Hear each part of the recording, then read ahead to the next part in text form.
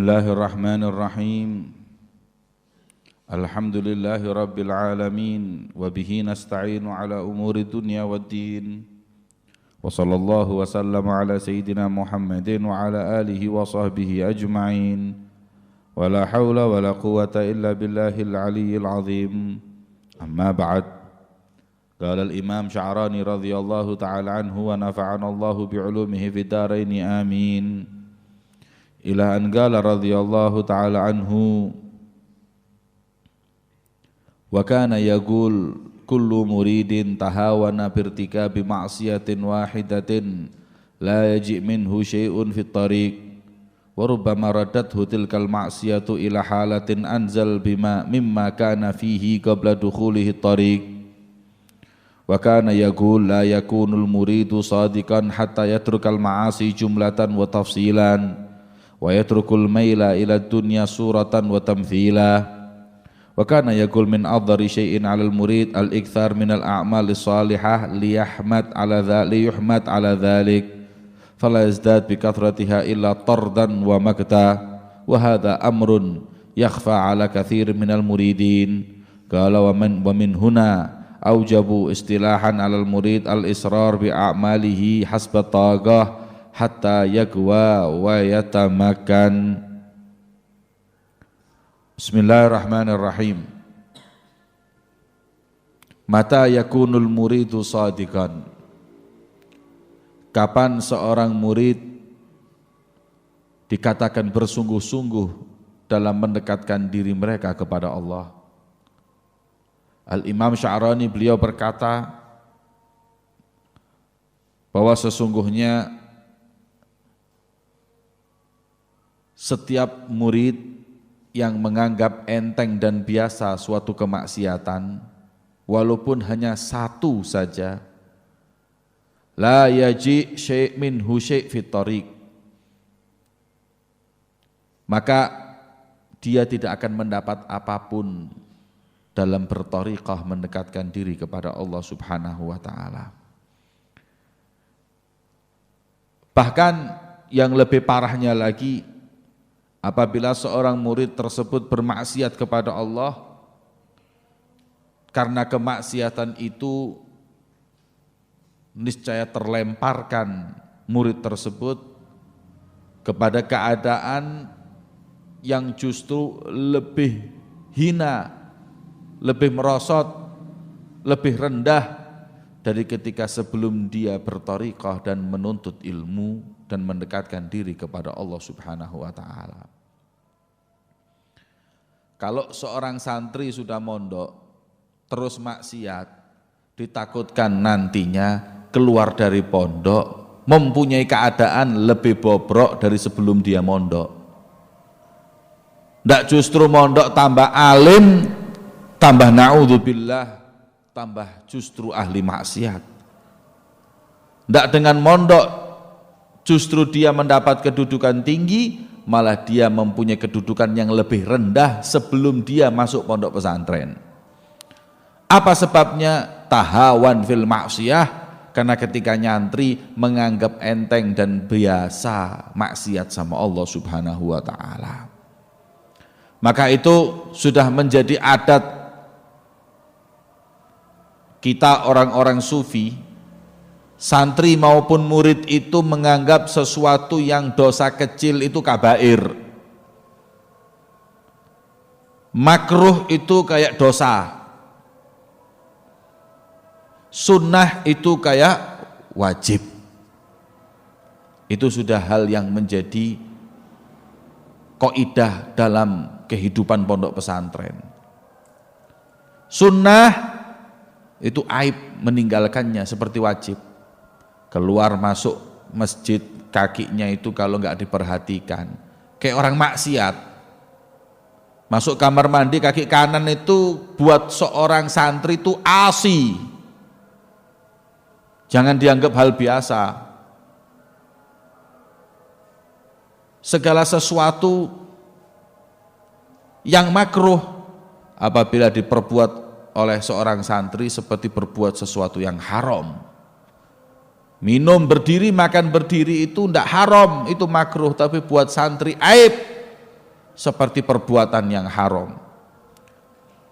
Ghibah itu adalah kata ulama termasuk shaghair, dosa kecil. Tapi kalau santri yang ghibah kayak kabair. Lah, jangan bayangkan kalau santri itu berbuat kabair. Kayak tarikus shalah. Ya, ataupun ya kizib berdusta. Dan kadang berdusta itu jadi hal yang biasa buat santri, na'udzubillah. Lah kalau sudah santri kadzab, dikenal pendusta, pembohong, ini orang nanti keluar dari mondok mempunyai keadaan aswa, lebih hina, lebih rendah dari sebelum dia mondok. Mending jangan mondok sekalian. Kalau mau mondok terus mau maksiat, mending jangan mondok. Eman, dia akan menjerumuskan dirinya dalam keadaan yang lebih hina. Kalau sudah dilihat anak mondok ini kok tambah ndak karu-karuan, wis bismillah metu kok pondok. Kalau Anda nggak mau berubah, nggak mau bermujahadah mendekatkan diri kepada Allah, menjauhi semua kemaksiatan, hati-hati. Makanya nggak sedikit ada satu anak khair lumayan masuk pondok pesantren, pulang tambah ndak karu-karuan, orang tuanya bingung. Ini di pondok no ya kok tambah nakal, mesti temennya nakal-nakal. Bukan masalah temen, tahawan bil maksiyah, menganggap enteng maksiat. Lain halnya kalau dia berbuat maksiat terus nyesel, terus taubat, nangis. Maka itu hal yang seperti ini perlu betul-betul kita perhatikan. Keadaan kalian di pondok pesantren adalah keadaan kalian nanti dalam masa depan. Manjadda wajtahad, yang mujahadah, serius dalam nuntut ilmu, nggak banyak ngobrol, nggak banyak majelis, kemudian nggak berbohong, nggak maksiat. Dia nanti ketika keluar yaitu keadaannya, dia keadaannya akan menjadi yang lebih baik. Kalau ada seumpama Ustadz, ini ada satu santri Masya Allah dulu di pondok khair, wali Allah, gak taunya keluar sekarang gak karu-karuan. Siapa yang bilang kalau dia khair wali Allah di pondoknya? Gak tahu ente. Mungkin dia melakukan suatu kemaksiatan yang tersembunyi, yang kita gak tahu, yang kita gak melihatnya. Maka keadaannya pun ketika keluar dari pondok pesantren menjadi keadaan yang na'udzubillah lebih hina, ahwan min qabluh, ya, daripada sebelumnya. Sebagaimana yang dikatakan oleh Al-Imam Sya'rani, ila halatin anzal mimma kana fihi qabla dukhulihi thariq. Syuf, diingatkan kita kepadanya. Makanya hati-hati. Pondok pesantren adalah miniatur kehidupan inti. Kelak nanti sekeluar daripada pondok pesantren, yang jaddah, wajtahad, yang manfaat ilmunya, mau berdakwah, mau mengajarkan, kemudian dia itu tidak mempunyai sifat sombong dan ini, dia akan keluar yaitu dia. Manfaat di pondok, niscaya dia akan lebih manfaat ketika dia keluar dari pondok pesantren. Ahli taat di pondok, niscaya keluar dari pondok pesantren pun dia menjadi orang ahli taat. Maka kita diingatkan oleh beliau Imam Sya'rani agar kita ini para muridin la tatahawanu bil maksiyah. Jangan kalian ketika nyantri, baik ketika di pondok maupun keluar, menganggap enteng kemaksiatan, khususnya melanggar daripada syekh ataupun guru yang telah memberikan ketentuan konun atau peraturan kepada santrinya. Ya. Maka itu banyak ya, perkataan-perkataan para masyayikh ya, yang mengingatkan kita akan ketidakberkahan ilmu apabila kita itu melanggar guru. Ya. Jangan dianggap hal yang remeh. Ini kan tidak maksiat, cuman ngelanggar guru. Guru yang dilanggar itu akan niscaya membawa ketidakberkahan ilmu yang dia peroleh di pondok pesantren tersebut. Maka itu kita diingatkan akan hal tersebut. Yang kedua, wa kana yaqul la yakunul murid shadiqan. Bahwa sesungguhnya seorang murid itu enggak dikatakan bersungguh-sungguh, enggak sempurna, kecuali sudah bisa meninggalkan kemaksiatan jumlatan wa tafsilan, maksiat baik global maupun yang terperinci, dosa besar maupun dosa kecil. Wa yatrukul mail ila dunya, dan enggak boleh dalam hatinya ada condong kepada dunia. Na'udzubillah min dzalik. Suratan wa tamthilan, suratan kelihatan nyata ataupun tidak. Maka itu muyul ila dunia itu adalah condong kepada dunia, adalah syiarnya para pewaris Fir'aun, Korun. Ya, kata ulama, al-mal mirathu Fir'aun wa Korun, wal ilm mirathul anbiya wal mursalin. Ya. Warisannya Nabi dan Rasul itu ilmu yang kita pelajari sekarang. Warisannya Fir'aun, Haman, Korun itu dunia, uang. Itu warisannya.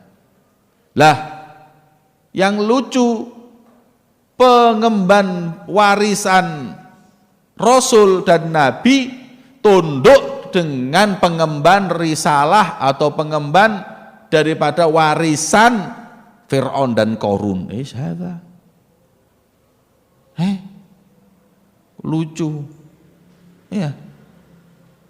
Ada ulama, ada santri nyium tangan orang kaya bukan karena usianya yang tua atau ahlinya ibadah, karena uangnya.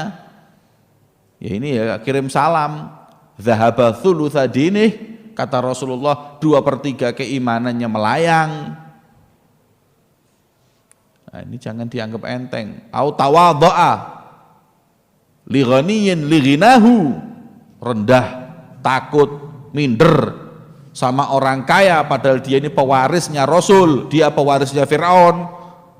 Zahaba thulutsa dinih. Makanya nggak main-main Rasulullah kalau seakan-akan mengatakan ini suatu yang kecil, nyium tangan orang kaya tok. Lo kenapa kok 2/3 imannya itu hilang? Cuman orang kaya, nggak diapa-apakan, nggak dibunuh, nggak diapakan, kok sampai 2/3 imannya itu melayang. Karena hakikatnya para ulama, para tulabul ilm adalah wurrathu Rasulillah, pewaris-pewarisnya Rasulullah, dan harta adalah warisan daripada Fir'aun dan Korun.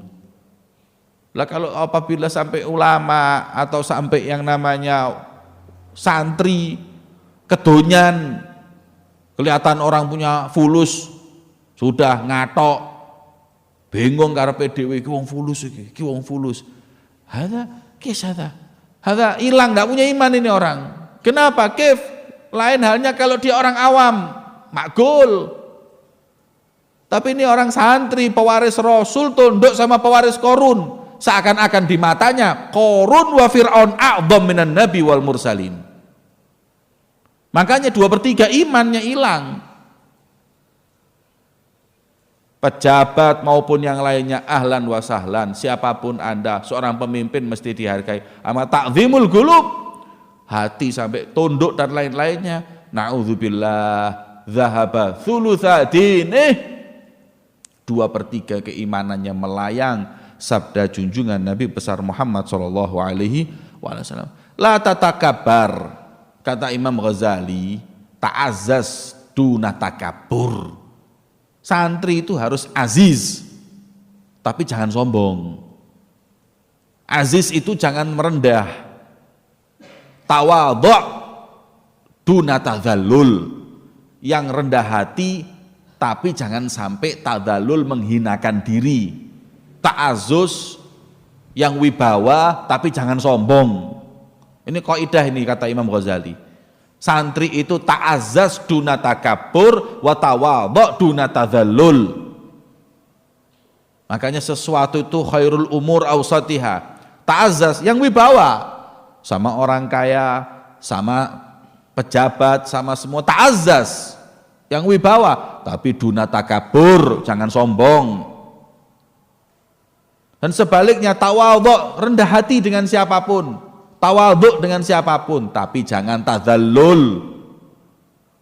Ya, kayak tawadhu dengan seseorang ahli dunia, nggak apa-apa, tapi terus jangan dia disuruh duduk di kursi sampai duduk di bawah, ada tadzallul. Di mata orang jatuh.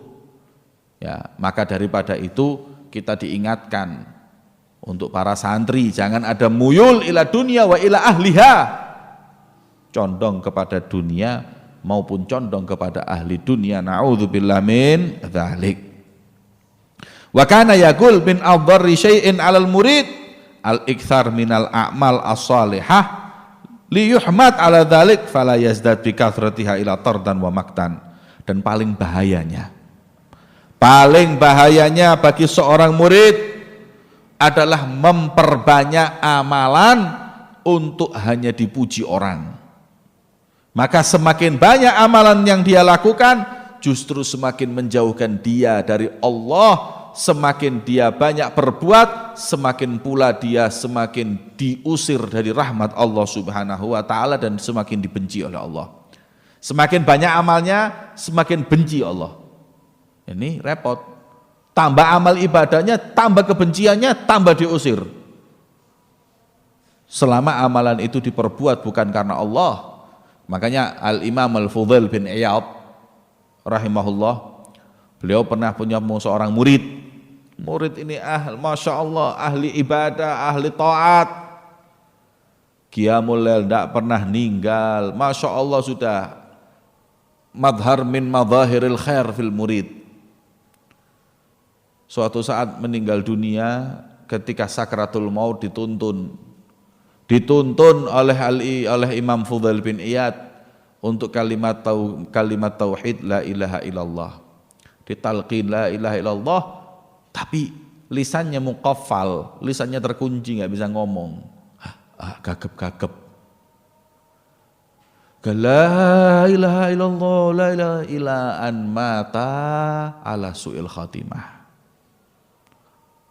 Baka Imam Fudail bin Iyad nangis, mati su'ul khatimah, nangis.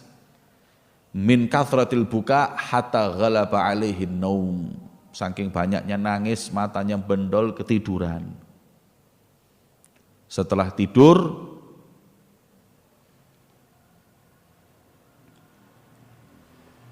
dalam tidurnya mimpi ketemu muridnya tadi, wahwa fil hal ghair mardhi, dalam keadaan yang enggak ridho, enggak diridhoi, dalam keadaan yang hina, wajahnya hitam karena mati su'ul khatimah, naudzubillah, mata ala ghair iman. Kemudian ditanya oleh gurunya Sayyidina Fudail, ya fulan, fulan muridku, ya, mahaluk, gimana keadaanmu? Wa kaifa mutta ala su'il khatimah? Wa anta kadza wa anta kadza wa anta kadza, disebutkan ini loh, ente kayak gini. Kemudian dijawab, na'am. Sebab matinya aku ala su'ul khatimah karena dua hal. Yang pertama, bahwa saya ini dapat resep dari seorang Yahudi, katanya kalau mau hidup sehat tiap tahun harus minum 1 botol minuman keras. Setahun tok sekali. Jadi nggak pernah minum, cuman botol, katanya kalau alkohol itu diminum buat kesehatan bagus. Saya minum cuman setahun sekali, ala roksi sanah. Kullu ra'si sanah syaribtu khamran, na'udzubillah, ana minum khamr.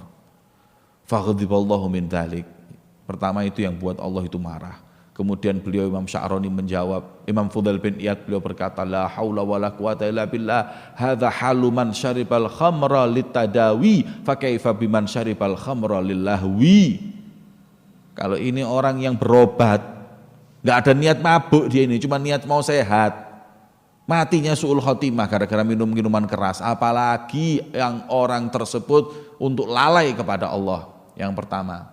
Yang kedua, yang kedua,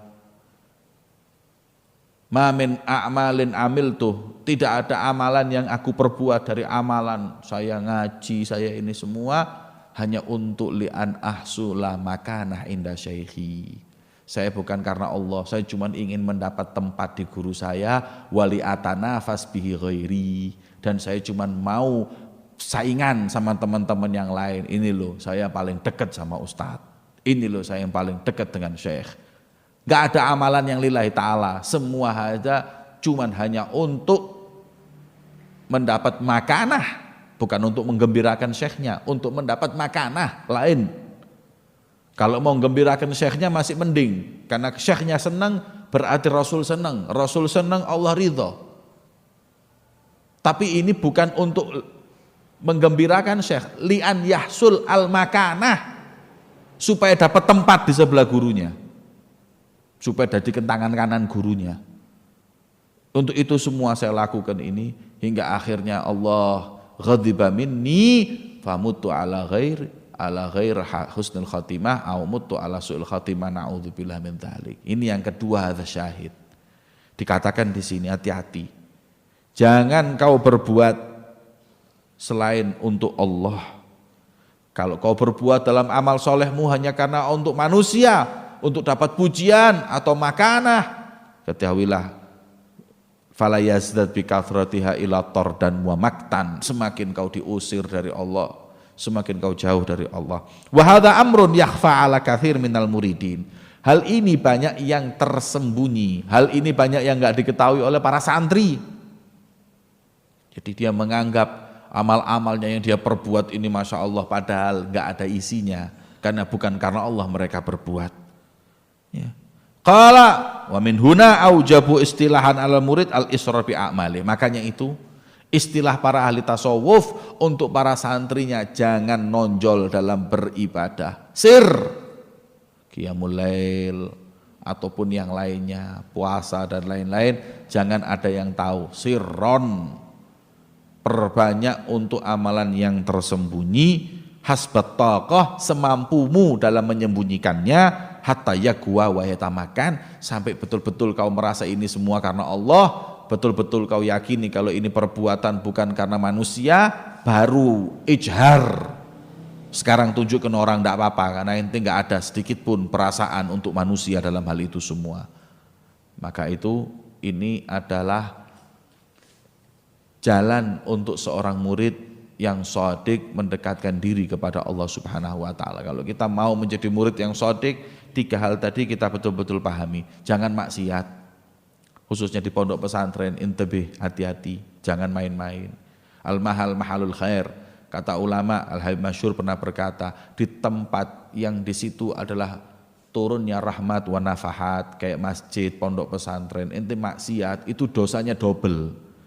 Ghibah di masjid sama di tempat malahi, di tempat maksiat, itu jauh dosanya lebih besar. Ente ghibah di masjid, kalau mau ghibah jelas sama haramnya di tempat, jangan di situ tempat khair. Pondok pesantren tempat nuntut ilmu, tempat ini dipakai tukaran. Kalau mau tukaran itu situ loh, ada arena buat berantem, buat tinju. Itu tempatnya berantem. Tapi kalau tempat pondok pesantren dibuat berantem, hadza dzambuhu a'dzam. Kalau tempatnya pesantren buat nuntut ilmu, ini tempat dibangun untuk sakannya tulabul ilm, mereka untuk nyantri, mereka untuk memakai adab dan sunnah Nabi, mereka untuk kelak menjadi para dai, terus dipermainkan, dibuat naudzubillah hal-hal yang enggak manfaat ataupun justru maksiat, maka naudzubillah dosanya double lebih besar. Kalau maksiat di pasar sama di pondok jauh dosanya lebih berat orang maksiat itu di pondok. Jadi jangan bangga tinggal di pondok, nanti dulu. Lalu ente di pondok sampai di pasar podo ngerasani wongi, podo majelase, ya asan ente di pasar daripada di pondok. Pondok sudah dapat dzunub lebih besar, tidak dapat apa-apa. Kalau yang maksiat atau yang ngerasani orang yang majelas di pasar lebih afdal. Wis majelas, kadang ada pembeli dapat uang. Ente tidak dapat uang, tidak dapat apa, malah mengeluarkan uang. Majelas tok. Ma'had dipakai untuk duduk, majelas ngobrol yang tidak manfaat. Atau mau malahi. Ente kira alun-alun apa pondok ini. Hadza fudhulul kalam. Hal-hal yang enggak manfaat dalam perkataan, semua ada waktunya. Ana enggak ngomong dulu. Waktunya bukan waktunya majelis. Ada ayam nanti Lailatul Jumat, ada fadhi. Kita mau majelis, mau duduk-duduk, mau raha cerita ya khair. Atau punya waktu, bukan tiap saat, tiap waktu duduknya dipakai untuk yang hal yang manfaat. Na'udzubillah, hada sesuatu yang enggak manfaat kalau buat thalibul ilm kadzam, seperti dosa.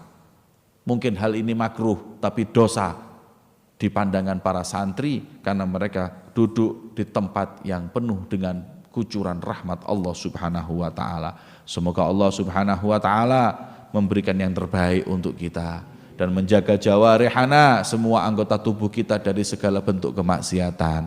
Amin ya rabbal alamin. Semoga Allah menjauhkan kita semua dari maksiatan dan dzunub, dan semoga Allah Subhanahu wa taala menjadikan hati kita condong untuk taat kepadanya dan taat kepada nabinya Muhammad sallallahu alaihi wa ala alihi wa sahbihi wasallam. Amin ya rabbal alamin.